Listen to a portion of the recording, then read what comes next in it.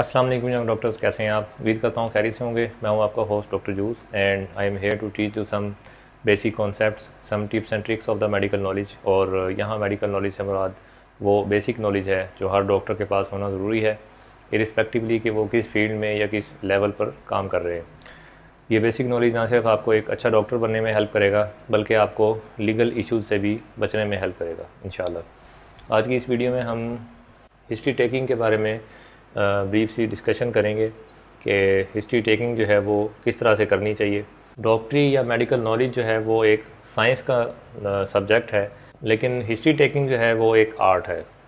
अगर आप इस आर्ट में वीक हैं तो आप इस साइंस में होते हुए भी वीक हो सकते हैं। स्पेशली अगर आपकी स्पेशलिटी मेडिसिन या मेडिसिन का कोई एलाइड है तो हिस्ट्री जो है वो आपकी बैकबोन है। उसके बगैर आप जो है वो एक्सीलेंट या गुड डॉक्टर्स की लिस्ट में जो है वो शामिल नहीं हो सकते अनटिल अनलेस आप इस आर्ट पे जो है वो ग्रिप हो जाए।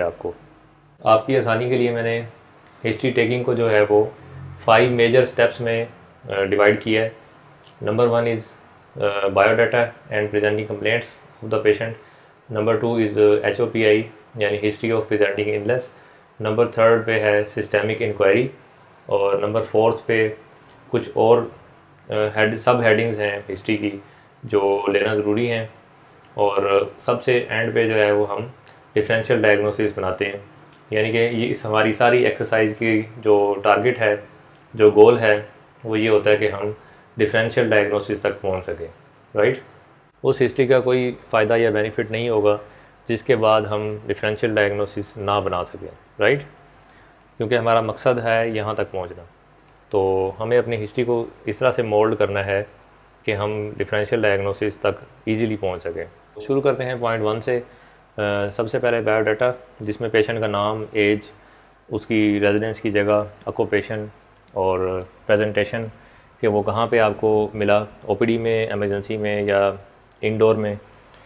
और साथ ही आपने उसकी प्रेजेंटिंग कंप्लेंट्स को जो है वो डॉक्यूमेंट करना है। और प्रेजेंटिंग कंप्लेंट्स जो है वो 1 2 3 4 कुछ भी हो सकता है नंबर, लेकिन आइडियल ये है कि प्रेजेंटिंग कंप्लेंट्स जो है वो 2 होनी चाहिए। दिस इज़ ऑप्टिमल सिचुएशन कि 2 प्रेजेंटिंग कंप्लेंट्स हों तो आप डिफरेंशियल डायग्नोसिस तक, तो उसकी बेस पे आप डिफरेंशियल डायग्नोसिस जो है वो बहुत इजीली और बहुत एक्यूरेटली बना सकते हैं। लेकिन कंप्लेंट्स ज़्यादा भी हो सकती हैं, 3 भी हो सकती हैं, 4 भी हो सकती हैं।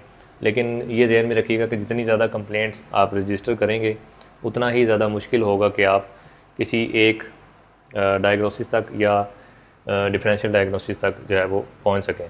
तो कोशिश करें कि सिम्टम्स को जो है वो 2 से 3 तक लिमिटेड रखें। और साथ ही जब आपने सिम्टम को मेंशन करना है तो साथ ही उसका ड्यूरेशन भी ज़रूर लिखना है। मिसाल के तौर पे अगर किसी पेशेंट को फ़ीवर है तो साथ आपने ड्यूरेशन ज़रूर लिखना है, या कोई पेन है या कोई भी सिम्टम है तो उसका आपने ड्यूरेशन ज़रूर लिखना है in presenting complaints. Number 2 is history of presenting illness. इसको भी मैंने मज़ीद 3 पोर्शन में डिवाइड किया है। नंबर 1 कि आप पेशेंट से पूछ लें कि आप known case of some disease हैं या नहीं है पहले से। फॉर एग्ज़ाम्पल पेशेंट जो है वो डायबिटिक हो सकता है, हाइपरटेंसिव हो सकता है, CKD का पेशेंट हो सकता है, इस्कीमिक हार्ट डिजीज़ का पेशेंट हो सकता है, ब्रोंकियल एस्थमा का पेशेंट हो सकता है, या COPD का पेशेंट हो सकता है, वगैरह वगैरह। कोई भी अगर नॉन इलनेस पेशेंट के अंदर है तो आप उसको शुरू में ही मेंशन कर दें HOPI के स्टार्ट में। और जैसे ही आपने कोई डिज़ीज़ मेंशन करनी है, फ़र्ज़ किया हाइपरटेंशन है, तो आपने उसका ड्यूरेशन बताना है कि कब से है और वो किस तरह से डायग्नोज हुआ था और कौन सी मेडिकेशन जो है वो उसको स्टार्ट की गई थी और अब उसका कंट्रोल कैसा है। ये थोड़ा सा आपने ब्रीफली बताना है कि अगर उसको हाइपरटेंशन, डायबिटीज़ या कुछ भी ऐसा है तो वो कितने अरसे से है और कैसे वो डायग्नोज हुआ था और कौन सी मेडिकेशन ले रहा है और उसका कंट्रोल कैसा है। इसको हम मज़ीद भी एलेबोरेट कर सकते हैं, लेकिन एट लीस्ट आप इतना ज़रूर बता दें। सिर्फ ये कह देना कि patient is non case of diabetes और फिर आगे चले जाना, दिस इज़ नॉट गुड। इससे जो एग्जामिनर पे इंप्रेशन जाएगा वो बैड हो जाएगा। उसके बाद जो इसका सेकंड पोर्शन है उसमें कोई भी जो आपकी मेन सिम्टम्स हैं उनको आपने मज़ीद एक्सप्लोर करना है। ये एक निमोनिक है, OD पारा, और O for onset, D for duration, P for progression, A for aggravating and relieving factors and A for association. यानी ये कुछ फैक्टर्स हैं जो आपने किसी भी सिम्टम पे अप्लाई कर देने और उसको इस फॉर्मेट में एक्सप्लेन करना है। ये एक जनरल निमोनिक है जो किसी भी सिम्टम पे एप्लीकेबल है, लेकिन ज़रूरी नहीं है कि हर सिम्टम जो है वो सिर्फ यहीं तक लिमिटेड हो।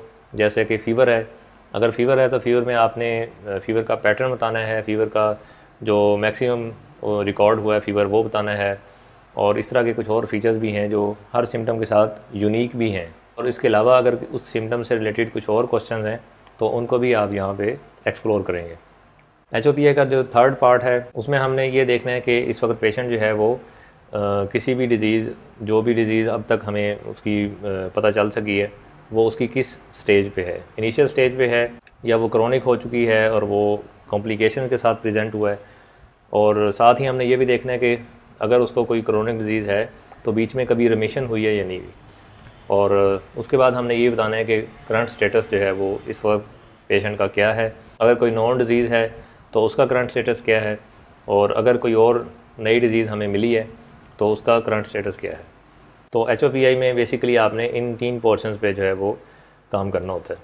उसके बाद बारी आती है सिस्टमिक इंक्वायरी की। सिस्टमिक इंक्वायरी में आपने सारे सिस्टम को जो है वो टच करना है थोड़ा सा, जो भी कॉमन सिम्टम्स हैं वो आपने पूछनी है पेशेंट से, और अगर उनमें से कोई है तो उसको रजिस्टर करना है। इसमें आपने इस बात का ख्याल रखना है कि जो सिस्टम आप पहले टच कर चुके हैं उसको दोबारा से एक्सप्लोर करने की ज़रूरत नहीं है। फ़र्ज़ किया अगर फ़ीवर के साथ उसको लूज़ मोशंस थे पेशेंट को, तो इसका मतलब है कि GI सिस्टम इन्वॉल्व था और उसके सारे क्वेश्चन जो है वो आप HOPA में पूरे कर चुके होंगे। तो आपने यहाँ पे उसको दोबारा से एक्सप्लोर नहीं करना, जो सिस्टम रह जाएंगे उन्हीं को एक्सप्लोर करना है, और हर सिस्टम के जो 2-3 कॉमन सिम्टम्स हैं वो आपने पूछते जाना है। और एंड में आपने कुछ जनरल क्वेश्चन भी करने हैं, जैसे फटीग, मलेज, एनोरेक्सिया, वेट लॉस या लम्स बम्स। अगर इस तरह की कोई चीज़ है तो उसको भी आपने रजिस्टर करना है। उसके बाद जो फोर्थ स्टेप है उसमें एक और निमोनिक है, ये आप याद कर लें, PPFDASTI। तो इससे बनता है ये है कि P for past history, P for personal history, F for family history, D for drugs history, A for allergies, S for socio economic history, T for travel history and I for immunization. And अगर आपका patient female है तो आपने उसकी menstrual history भी जो है वो डिस्क्राइब करनी है। पास्ट हिस्ट्री में आपने थोड़ा सा ये पेशेंट को एक्सप्लोर करना है कि आपको ये जो सिम्टम्स हैं ये पहले भी कभी हो चुकी हैं या नहीं हो चुकी, या कोई भी मेजर इलनेस जिसकी वजह से आपको कोई हॉस्पिटल एडमिशन हुआ हो। उसके बाद पर्सनल हिस्ट्री है, पर्सनल हिस्ट्री में आपने देखना है कि पेशेंट मैरिड है, अनमैरिड है, या कोई ड्रग एब्यूज़ तो नहीं करता, और उसकी स्लीपिंग हैबिट्स कैसी हैं, उसकी बॉल हैबिट्स कैसी हैं। तो ये चीज़ें पर्सनल हिस्ट्री में आ जाती हैं। स्मोकिंग करता है या नहीं करता।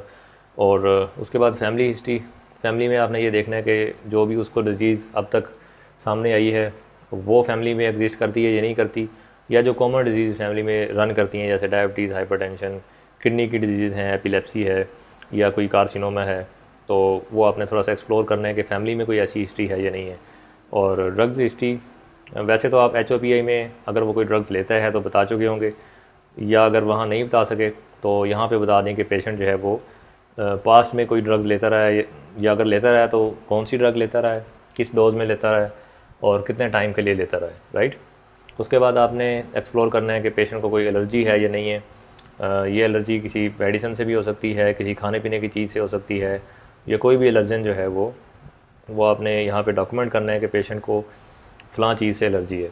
उसके बाद आपने सोशो इकोनॉमिक स्टेटस थोड़ा सा पेशेंट का डिस्क्राइब करना है कि उसकी फैमिली में जो है वो कितने लोग हैं, और वो किस तरह के घर में रहते हैं, घर के कितने कमरे हैं, घर अपना है या रेंट पे रहता है। तो इस तरह की चीज़ें जो हैं वो सोशो इकोनॉमिक स्टेटस को डिफ़ाइन करती हैं। उसके बाद आपने ट्रैवल हिस्ट्री का पूछना है कि पेशेंट जो है वो किसी दूसरे कंट्री में या किसी दूसरे रीजन में कभी गया है या नहीं गया, और अगर गया है तो कहाँ पे गया है, और किस मकसद के लिए गया था, और कितने टाइम के लिए गया था। ये बहुत इंपॉर्टेंट है। उसके बाद आपने इम्यूनाइजेशन के बारे में पूछना है कि तो EPI वाली वैक्सीन जो है वो न्यू बॉर्न चाइल्ड को लगती है, तो वो उसको लगी थी या नहीं लगी थी, और फ्यूचर में उसने कोई वैक्सीन करवाई है या नहीं करवाई, लाइक हेपेटाइटिस की हो सकती है, या आजकल जो कोविड की जो वैक्सीन है। तो ये आपने डॉक्यूमेंट ज़रूर करना है। और उसके बाद मेंस्ट्रुअल हिस्ट्री, अगर फीमेल है तो आपने उससे पूछना है कि आपका जो मेंस्ट्रुअल साइकिल है वो कितने डेज़ का है, और उसका फ़्लो कैसा है और वो रेगुलर है या इरेगुलर है, और उसके साथ एसोसिएटेड कोई और पेन वगैरह या कोई और डिस्चार्ज तो नहीं है। तो ये आपने जो है वो थोड़ा सा एक्सप्लोर करना है। उसके बाद जो फिफ्थ पार्ट है वो है डिफरेंशियल डायग्नोसिस। जैसे कि मैंने पहले बताया कि इस सारी एक्सरसाइज का मकसद ये है कि हम डिफरेंशियल डायग्नोसिस तक पहुंच सकें, राइट। तो अगर आपने प्रेजेंटिंग कंप्लेंट्स को ठीक तरह से डॉक्यूमेंट किया होगा और हिस्ट्री ऑफ प्रेजेंटिंग इलनेस को भी आपने अच्छे तरीके से एक्सप्लोर किया होगा, तो यहाँ तक पहुँच आपके जहन में जो है वो कुछ डिफरेंशियल डायग्नोसिस ज़रूर बन चुके होंगे। तो बेहतर तो ये है कि आप 5 डिफरेंशियल डायग्नोसिस दे सकें एग्ज़ामिनर को, या अगर आप वैसे रूटीन में कोई केस तैयार कर रहे हैं तो आपको 5 डिफरेंशियल जो है वो आपके जहन में आनी चाहिए, या एटलीस्ट 3 डिफरेंशियल जो है वो ज़रूर आप बना सकते हो। बहुत कम डिज़ीज़ हैं जो आप कह सकते हैं कि ये मुझे कन्फर्म है कि यही डिज़ीज़ है, तो उस सूरत में हो सकता है कि डिफरेंशियल डायग्नोसिस कम हो, लेकिन फिर भी आपने कम से कम 3 डिफरेंशियल डायग्नोसिस ज़रूर बताने हैं, और वो डिफरेंशियल डायग्नोसिस बेस कर रहे होंगे सिम्टम्स पे, राइट। तो ये था कुछ हिस्ट्री के बारे में। हिस्ट्री में यूजुअली जो कैंडिडेट्स मिस्टेक करते हैं वो प्रेजेंटिंग कंप्लेंट्स के लेवल पे करते हैं या HOPI के लेवल पे करते हैं। प्रेजेंटिंग कंप्लेंट्स में मिस्टेक ये हो सकती है कि प्रेजेंटिंग कंप्लेंट के साथ ड्यूरेशन जो है वो या तो ठीक नहीं होता या वो लिखना भूल जाते हैं। और दूसरा प्रॉब्लम यहाँ पे ये हो सकता है कि प्रेजेंटिंग कंप्लेंट्स जो है वो बहुत ज़्यादा हो सकती हैं, 5, 6 या 7 हो सकती हैं। तो ऐसी सूरत में आप डिफरेंशियल डायग्नोसिस नहीं बना सकेंगे। तो इसलिए प्रेजेंटिंग कंप्लेंट्स पे 2 बातों का ध्यान रखना ज़रूरी है। नंबर 1 ये कि नंबर ऑफ़ प्रेजेंटिंग कंप्लेंट जो है वो 2 या मैक्सिमम 3 होना चाहिए, इससे ज़्यादा होगा तो आप मुश्किल में आ जाएंगे। और नंबर 2 ये कि ड्यूरेशन जो है वो आपने ज़रूर मेंशन करना है, और पेशेंट को अच्छी तरह प्रोब करके जो सही ड्यूरेशन है वो आपने मेंशन करना है। Duration is very much important. Duration की बेस पे एक ही सिम्टम में अगर ड्यूरेशन कुछ और है तो डायग्नोसिस कुछ और है, और अगर ड्यूरेशन चेंज हो जाता है तो डायग्नोसिस भी चेंज हो जाता है। तो ड्यूरेशन का बहुत ज़्यादा इम्पोर्टेंट रोल है, राइट। और HOPI में जो मिस्टेक्स हो सकती हैं वो ये है कि या तो आप नॉन केस ऑफ फ़लाँ डिज़ीज़ बताना भूल जाएं, या अगर आपने बताया है तो आपने सिर्फ नाम लिया कि patient is non case of diabetes और आप आगे चले गए, राइट। तो ये एक मिस्टेक है। एग्ज़ामिनर जो है वो अगर एग्ज़ाम में आपको जज कर रहे हैं तो वो आपको इस बात की माफ़ी नहीं देंगे।